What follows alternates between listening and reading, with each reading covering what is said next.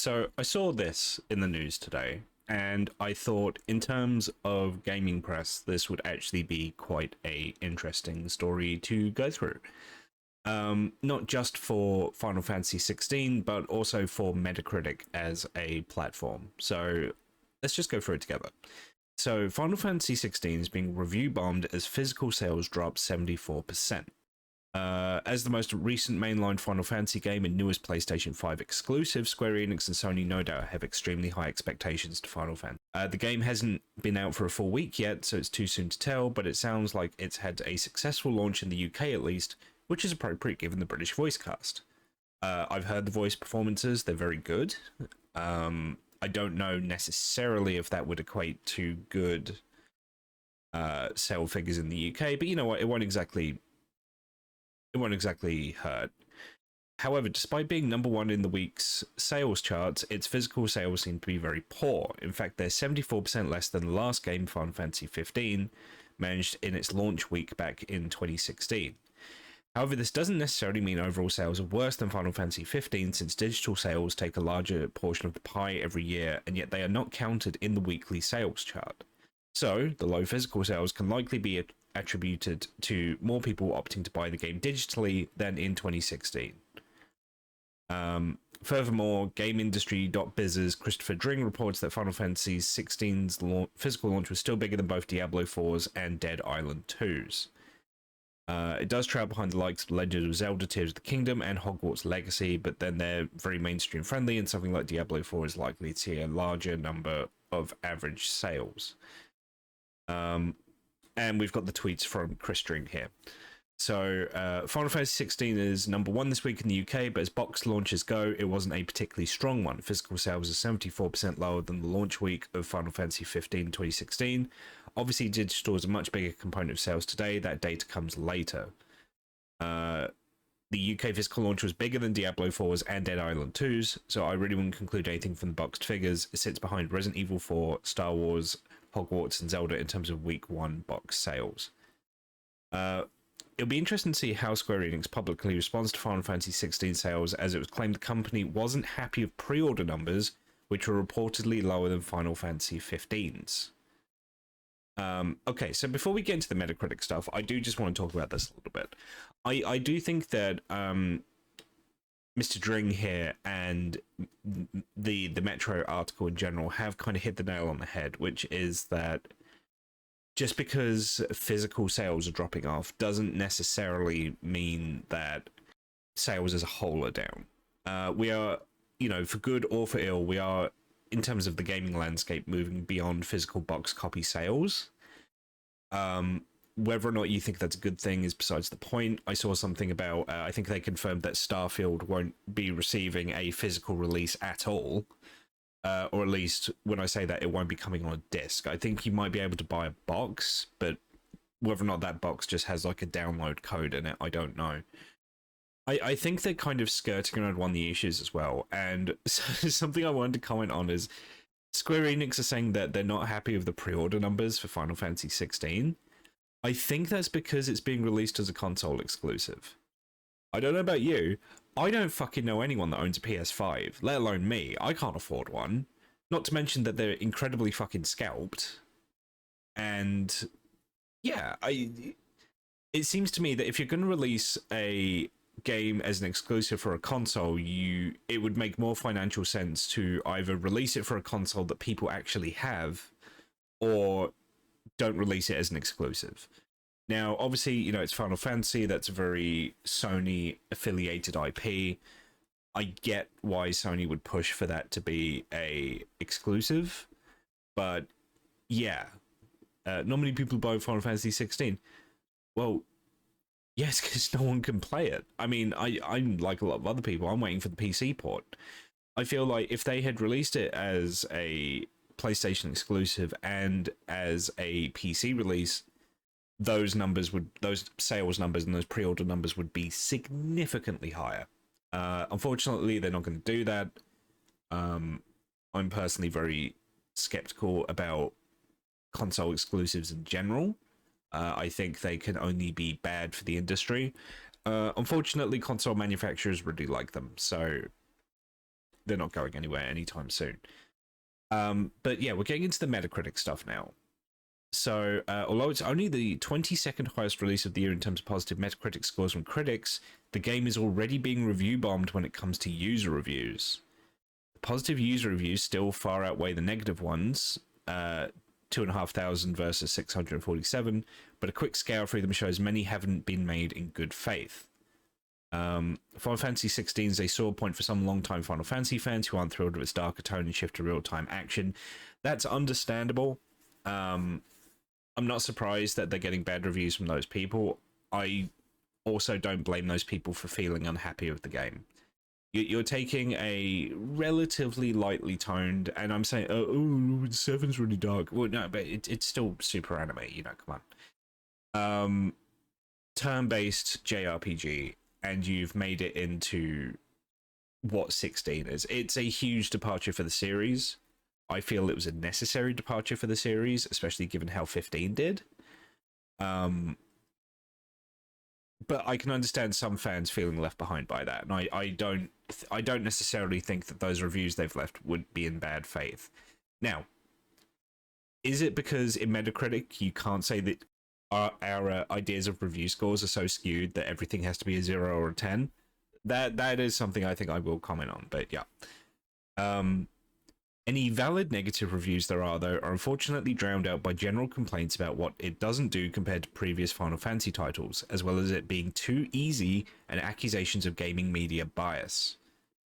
Quote, another game boosted by the gaming media. You know why? Because they're afraid that if they don't give good reviews to Sony, they won't get review codes and Sony will not let them get their hands on the games early, reads one. Does this yeah, this happens. This is a thing.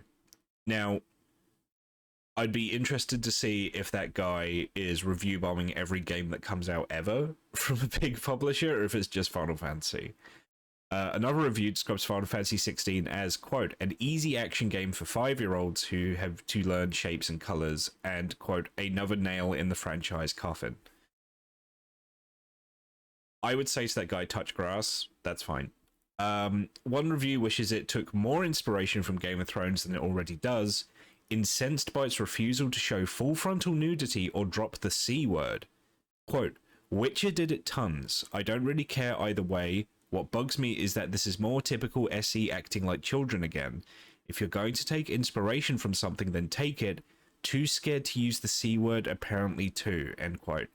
What fucking planet is this guy on?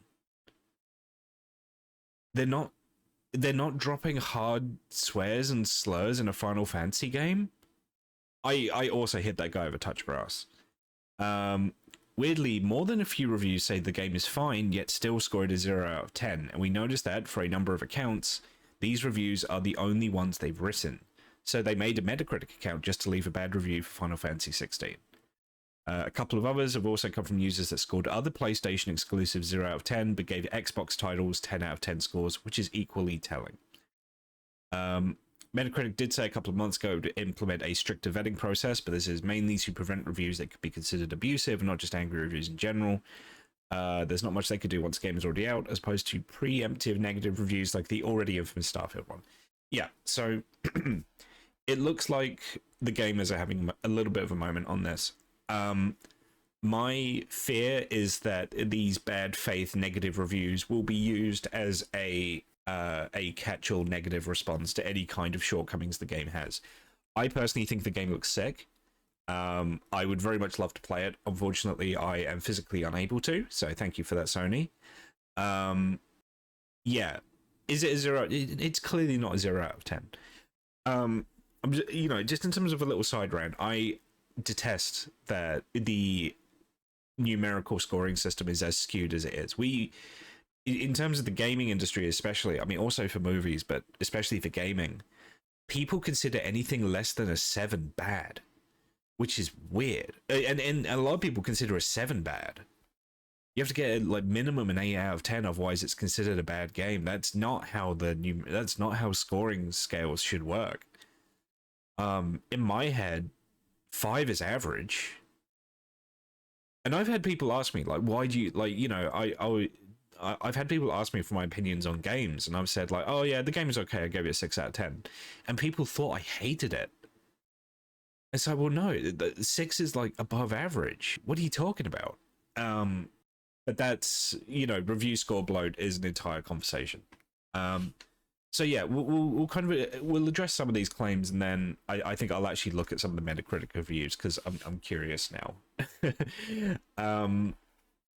Yeah, so will reviewers give preferential reviews for titles from big publishers? Yes, I think if you're going to shoot at any franchise for this, Final Fantasy isn't the way to go. If you want to be really fucking brave with that, give Nintendo games shit for this. God help any kind of gaming platform that would even dream of giving a Mario or a Zelda game a bad review. And I don't just mean a bad review, an average review. Can you imagine the shitstorm if the new Zelda game got a 6 or a 7 out of 10? The gamers would hate that. And yeah, there's certainly a element of the console wars going on this one as well. But yeah, you know what, let's just have a look at the Metacritic, shall we? 8.1 user score, yeah, pretty good. Okay, so we've got some 4 out of 10, some 0 out of 10s. You know what, let's go by date. Let's check the most recent ones. An even worse Final Fantasy game than FF7 Remake and FF15. This is hugely disappointing. 0 out of 10. FF7 Remake? Really? It has the same flaws as FF13, minus the combat, i.e. linear level designs, walking and talking simulator until the game opens up. Also, it's probably the easiest Final Fantasy since every enemy can be overwhelmed with an easy master combo, even the final boss. I used quality mode for exploration and performance mode for battle since the stuttering and screen tone are intolerable with all the dips in FPS. That's interesting. That feels like that does feel like genuine criticism. Again, though, is it a 0 out of 10? Right?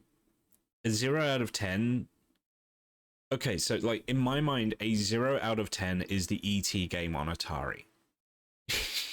You know, the game that was so bad that they put it in a mass grave in the desert. All right, that's a 0 out of 10. But also at the end of the day, like a 10 out of 10 is like a perfect game, right? And I bet there's a bunch of people that are like, oh, I liked it, 10 out of 10. You know, this is, in my mind, this is a shortcoming of Metacritic, but also this is a shortcoming of numerical review scores in general. It's actually gotten to the point now where I think if I was to do reviews of games, I wouldn't give them a numerical score. Is it a useful shorthand for the general quality of a game? Yes. But people tend to just look at the number and ignore the actual review. Like, I bet that there's a bunch of people here that would look at Shadow Punch 99's review here, would see the 0 and immediately discount it, even though I actually think a lot of the stuff they've written here is legitimate criticism. I think this might be the worst Final Fantasy game in the series. The story is excellent, and it grips you right from the start, but that's all it has going for it. Gameplay is linear as FF13, but can you believe actually less interesting? You spend most of your time button mashing between 3 buttons for one character and getting repetitive strain injury in the wrist as a result. People got repetitive strain injury in their wrists over FF13 for a different reason. The only time battles have been worse would be in FF8. The game feels like a few easy battles get in the way of cutscenes. Everyone that loves it seems to go on about the story. Someone needs to create a YouTube video of all the cutscenes. That's all there is to the game. Everything else feels like a feeble distraction. This is not an RPG, and if you want a good action game, there are far better ones out there. 0 out of 10. Again, from this guy, the story is excellent. 0 out of 10. Come on, man. Come on. I thought I might not play Final Fantasy anymore due to the very performance of the previous title, but after seeing the PV of the latest title, I had very high expectations, so I bought it. But I decided not to buy it. The screen is dark. The characters are not very attractive. I've seen people talking about said that might disagree with you there, dude. The battle was monotonous and only button punching. Welcome to Final Fantasy, and the story becomes very boring in the middle. I'm surprised this game has a user score of 8, 0 out of 10. 3. Oh, a 3. Do I watch animations or play games? New players say it's cool. Old players just want to spit. I never thought Final Fantasy make me drowsy. Thanks to shows like Dreamcast. Oh, Dreamcast guys being shot out here. Who made a video criticizing the negative user reviews as if they were bots. I don't think they're bots. I think it's gamers having a moment. The score has now been artificially raised by his angry audience review bombing it back up. This game had a ton of real problems that he dismisses instead. Okay, so this is someone review bombing the game in response to a guy on YouTube? Who is Dreamcast guy? What's up? Okay, it's this guy. Some people are really mad at Final Fantasy 16. 27k views. That's good numbers. I don't know if the claim here from this fine person, David PP. I'm sorry, David. I don't think your name is funny. His audience review bombed it back up. I had 20, like, a game this, like, 4,300 ratings. I don't know about that. Unless this Dreamcast guy is one of the most persuasive people in general, I don't think he's going to equate every single view of his video here to single-handedly rescuing the Final Fantasy 16 review score. This game is outstanding in every aspect. Frame rate is abysmal, 4 out of 10. Oh, 6 points deducted for just the frame rate. 0. This game is not great. Thank you.